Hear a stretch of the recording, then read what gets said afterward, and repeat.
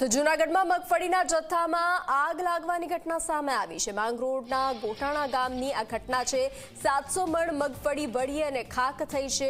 અંદાજિત 10 લાખ રૂપિયાથી વધુનું નુકસાન થયું છે। આગ લાગવાનું કારણ અકબંધ છે।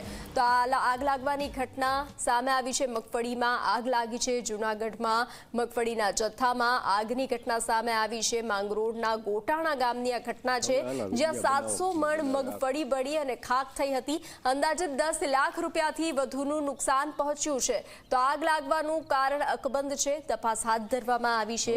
તો અત્યારે એક તરફ ખેડૂતને પડ્યા પર પાટું જેવી સ્થિતિ છે, એક તરફ માવઠાના કારણે ખેડૂતો હેરાન પરેશાન છે। મગફળીનો પાક જે છે તે મગફળીના પાકને મોટા પ્રમાણમાં નુકસાન પહોંચ્યું હતું। તો બીજી તરફ જે આ ઘટના સામે આવી છે કે માંગરોળના ગોટાણાના જૂનાગઢના માંગરોળના ગોટાણા ગામમાં 700 મણ મગફળીમાં આગ લાગી છે।